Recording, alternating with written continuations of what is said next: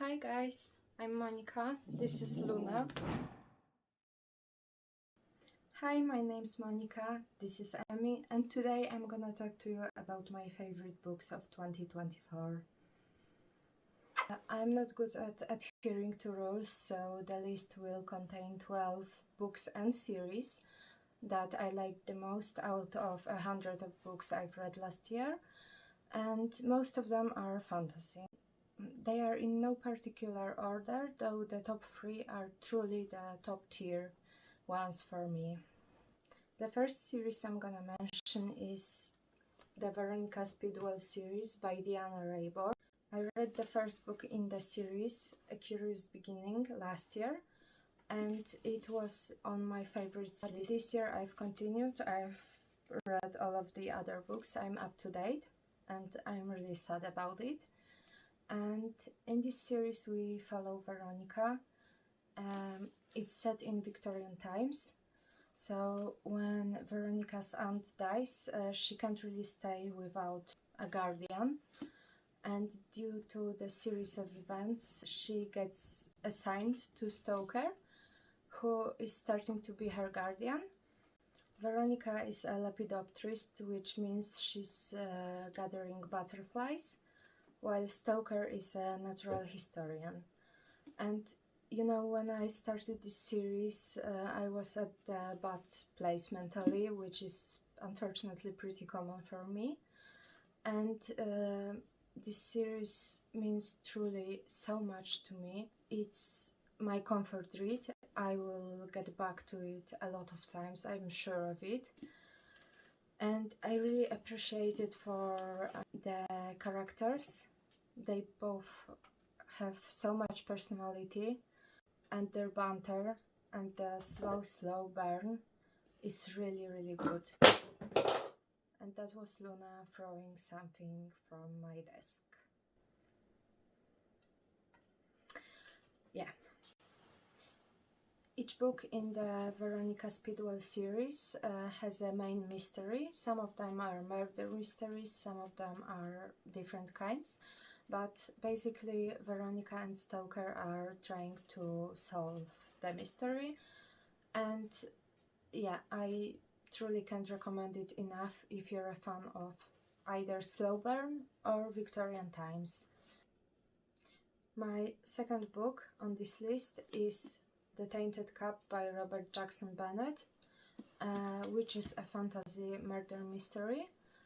It's set in a magical world, and the world building is truly exceptional. I love this book for the world and for the juxtaposition of Anna, who is a sarcastic mentor, with Dean, who follows the rules religiously. Anna never leaves home, almost never, just like me, so she cannot investigate in person, and Dean follows the clues to basically then tell her what he has seen, and they solve the riddles together. Next on that list is Someone You Can Build a Nest In by John Wiswell. It's a book that I've actually given 4 stars initially, but after thinking about it, I've decided to push it to 4.5. It isn't 5 stars only because in the second half there was a bit more of the action, and it has lost me just a bit. But the characters and the humor and the setting of the story was really perfect and really stayed with me for a long time. I've actually attended a live show for Sarah Without an Age on her Patreon, and we discussed it, and I just, my high praise for this book was just strengthened then.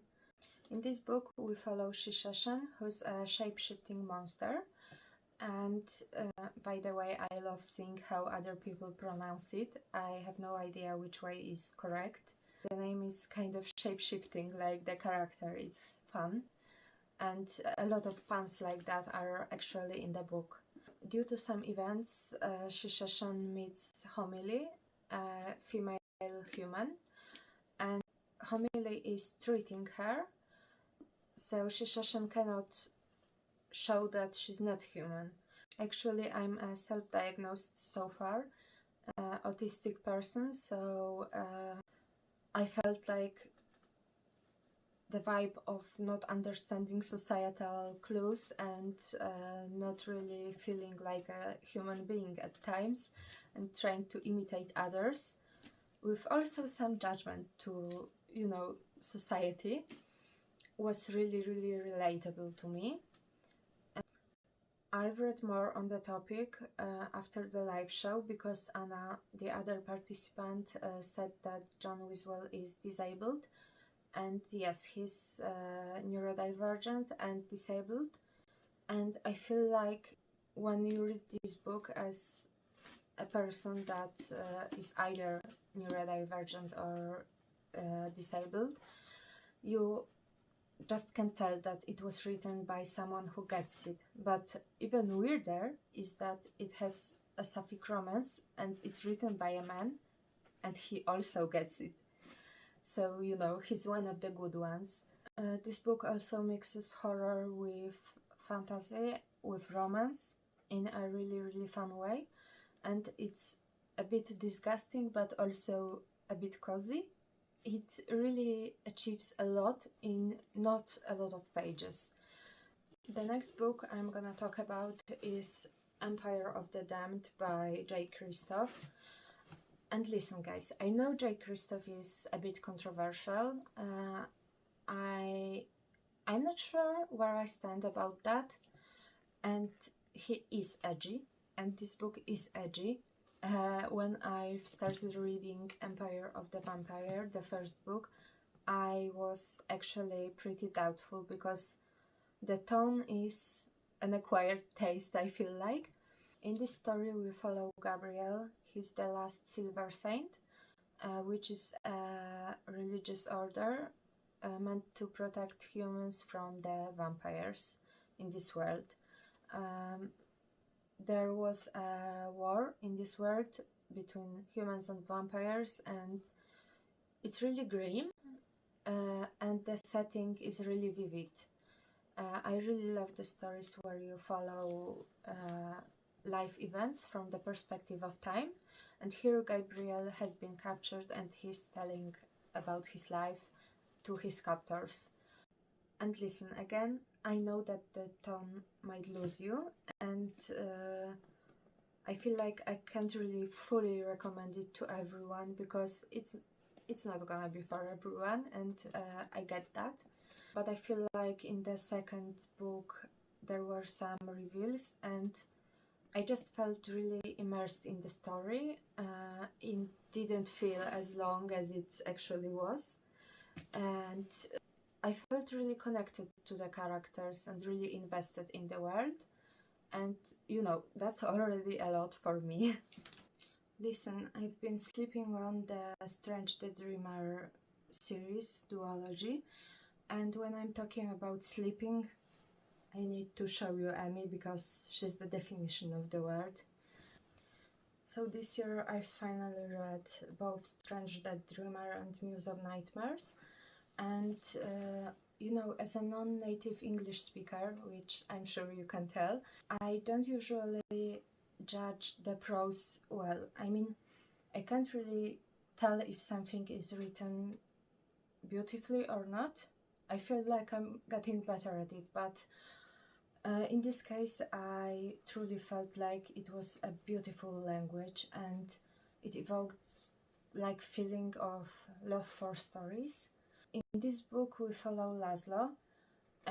He's a young librarian and he's always been obsessed with the legendary city of Weep. And suddenly he gets a chance to visit Weep and to learn its secrets because everything that's been written about it was lost to history. It truly reads like a scroll that you might find in an old library, and it's really poetic and it makes you realize why you love reading so much. I don't really know how to explain it, but the language is really beautiful and I loved the plot. I knew it was I think young adult. I think that's a young adult book, but I was skeptical because of that. But I worried for nothing. It truly is a really vivid world, and the second half of the first book, Strange the Dreamer, lost me a bit because of the romantic plot. It was kind of insta-lovish, but in the second book we got more plot solving, action, and that's why the actual placeholder in this list is Muse of Nightmares, the second installment in the Strange the Dreamer duology. The next book I want to mention is Daughter of the Forest by Juliette Marillier. It's actually a retelling of the Six Swans story, which has a lot of adaptations and versions. It truly unlocked some deeply buried memories in me. I must have known this tale as a child, probably from Brothers Grimm. But we follow Serha, which is a daughter of the Lord of Seven Waters. She's the only daughter, the seventh child, and she has 6 brothers, which is like a logical conclusion. And when a stepmother curses her father and brothers, she goes on a mission to help them. A really important thing about this book is I really strongly want you to check trigger warnings before reading this book, because it has one thing that is potentially a big trigger written about in a pretty descriptive way, so you might watch out for that. But if that wouldn't bother you, I really recommend it. It truly feels like a fairy tale. It has a lot of folklore elements. I'm proud of myself that I managed to say that word. When we follow Serha, we really understand her feelings, and it's a very introspective tale, but also with a deep dive into the myths of the forest. As you know, we meet the spirits and the lady of the forest, and although it feels like a fairy tale, honestly it has some really sorrowful moments, but it's also really heartfelt. And if you want to feel like a child who is being told a bedtime story by someone, I recommend the audiobook. The next book on the list is The Outcast Mage by Annabel Campbell. It's actually an ARC I've received from Orbit. It releases at the end of January, and I was very excited because it's the first physical ARC I've ever received, but I was also scared because reading physically isn't my strongest suit. I rely mostly on audiobooks because my memory and my attention span really aren't the strongest, but it truly held and kept my attention. In this story, we follow Nyla, who's a young attendant to the Magical Academy. She's trying to unlock her power, because even though she can feel the power, she can't really access it. So there's a magical mystery to it, and she's an orphan. It feels kind of classical, you've probably read books similar to this one, but it doesn't mean it's boring. To me, it felt just kind of comforting. It felt like stories I used to read, which is a big theme apparently in these favorites. I really appreciated this book for characters. I loved each one of them, and there is the trope of found family, which I truly love. Also, I was really invested in what's going on with the magic, also with politics, because the political situation is truly grim. And I was just really invested. It felt a bit like just a prologue to a series, like we are just setting up the pieces on the chessboard, but honestly it stands on its own, and I will definitely continue the series. Empire of the Wolf is a trilogy I've actually started in 2022.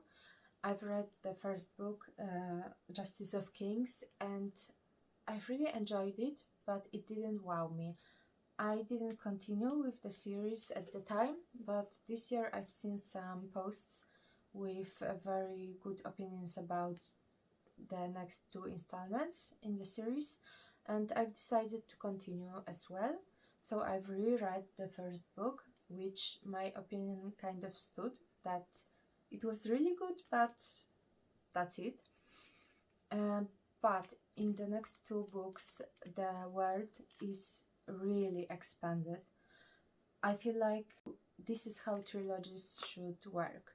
The first one is kind of a prologue, setting of the stage, and the next one are widening and widening the world, the stakes, the plot, and this was achieved really well in this one.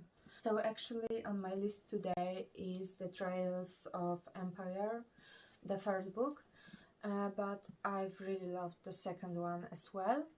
Overall, the series is narrated by Helena. She's a clerk of justice, and the justice's role is to be a judge and executioner for all of the crimes of the empire. And as Helena with the justice Conrad travel the empire, they find a conspiracy net, and they are trying to figure out what's happening in the empire. I really enjoyed the themes of moral dilemmas you might stumble upon when your personal beliefs aren't necessarily in line with the best outcome for humanity. And it's a fantasy series. It has some sprinkles of horror in the first book, but in the next parts the horror and folklore elements really grow. It gets pretty nasty at some points, and I just really enjoyed how immersed I was in the lives of the characters in this book. I truly cared about them. Next, for some change in vibes, we have The Very Secret Society of Irregular Witches. It's also a book that I haven't read when it was really hyped, and I was a bit hesitant to read it because, overhyped things can be really disappointing. But in this case, I truly enjoyed it. It resonated with me a lot. In this story, we follow Mika Moon, who is a witch, but she doesn't really admit she's a witch, but her way of living is posting on YouTube with some witchy videos, which she assumes people will think are fake. But one day she gets a message from people living in a remote house that help is needed with teaching 3 young witches, how to use magic, how to live their lives. This story has topics of growing up without truly admitting to who you are, which, as a possibly neurodivergent person, I got that. And, trying to pretend you're someone you're not, starting to learn to trust people, and, to have some closer bonds. It has a romantic element. I'm usually not the biggest fan of romance, although a lot of books on this list contain romance, so maybe I need to think about it a bit more and reassess some things. The book also had some gay representation and, topics of figuring out who you are, if you want to conform to societal rules or not, and how you want to live your life, if you want to admit to your true self. Now we're finally moving to my top 3, and the first one I'm gonna talk about is A Sorceress Comes to Call by T. Kingfisher. I've read a lot of books from this author. I've loved all of them, honestly, and I usually see myself in the quirky characters. I feel like I resonate with her characters, but this time it hit really close to home. In the story, we follow Cordelia, who's a young girl. Her mother is a sorceress, and she can literally control her, as in she can make her stand up, she can make her do things Cordelia doesn't wish to do. And while my childhood wasn't in any way as severe as that, it kind of resonated with me, with growing up in a controlling environment and struggling with that, with figuring out what is truly unexpected behavior and what's not, and who you want to be. The fun thing about this book, it's not fun, but that's my coping mechanism, is that I've sent some fragments of it to my therapist that is currently diagnosing me for being neurospicy. So, you know, it was really, really impactful for me in terms of my mental health and feeling understood. So I really recommend it. But besides that, it has the usual Ticking Fisher's humor in it, and it tackles really hard topics with great deal of banter and fun, which sounds weird, but they mix really well. There are real topics, not for Cordelia, but for another character, of growing old, of getting used to the fact that you're not able to do everything you used to be, and how to deal with that emotionally. So there's a lot of things packed in a pretty short book. I'm really struggling with my top two. I mean, how to, which one's my favorite, which one's the close second. But I feel like at this moment, the second one from the top is The Book That Wouldn't Burn by Mark Lawrence. In this story, we follow Lavira, who is an orphan, and she lives in a small settlement, but it gets raided, so she has to move to a city, and in this city there's a huge library. Also, in another point of view, we follow Ivar, who is living in a library, but he cannot get out of the chamber he's living in with his siblings. And as you can imagine, their stories connect in a way. I was really shocked by this book. If you maybe know a TV show Dark, and you've loved the plot reveals in it, I really recommend this book because it blew my mind a lot of times. This was actually me while reading it. I've actually tried to explain the plot of this book to my partner, and drawing some graphs and writing down names was necessary. It's truly quite convoluted, but so worth it in the end, in my opinion.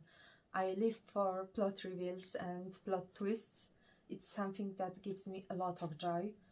I've read this book before. I've read Strange the Dreamer, and there are some similar points to the plots of these books, but this one has a huge library in it, and it really evoked some childlike wonder in me. The quote that I really remembered and that was really impactful for me was when Lavira talks to someone about a fire happening at one place in the library, and the person responds to her, "I don't think you understood how big the library is. The library is always burning somewhere." And it was just so impactful to me. Like, the scope of the setting was truly marvelous. I've also read The Book That Broke the World later, and honestly it was really good too, but I will always remember and love The Book That Wouldn't Burn just for how surprising and excellent it was. And the best book of last year was The Scholar and the Last Fairy Door by H.G. Perry. In this story, we follow Clover. The story is set in our world, but in a version of it with magic. Clover gets to a secret magical academy to find a cure for her brother, who has been cursed by a fairy during the war. And you know, I love reading to forget about the world, so initially I was a bit scared to read about an actual war, but in this book it's mostly mentioned as an event when magic and fairies came to be known, so it didn't really impact me negatively. So if you're also worried about that, I wouldn't be. Yet again, we get the theme of character telling us the story from the perspective of time. So that's why even when things are going well in the story, you get the feeling of foreboding, because Clover is mentioning that later the events wouldn't go so smoothly. And if you're someone who grew up reading Harry Potter, which I'm very salty about currently because of the author, it's really reminiscent of that, with the found family, with unlocking some secrets that are hidden by the magical society. Also, this book has a scary kind of fairies instead of the sexy, trendy ones. So if that's your preference, I really recommend it. And if you've loved the Emily Wilde's Encyclopedia of Fairies, I truly cannot recommend it more. It has a topic of wanting to learn more about an obscure topic and about being a woman in a world that doesn't treat, women and men equally. So to get educated, you need to push way more when you are a woman. So if you're gonna read only one book recommended by me in this video, please make it be this one and talk to me about it. It's my ultimate love from last year. Thank you all for watching and see you later. Bye!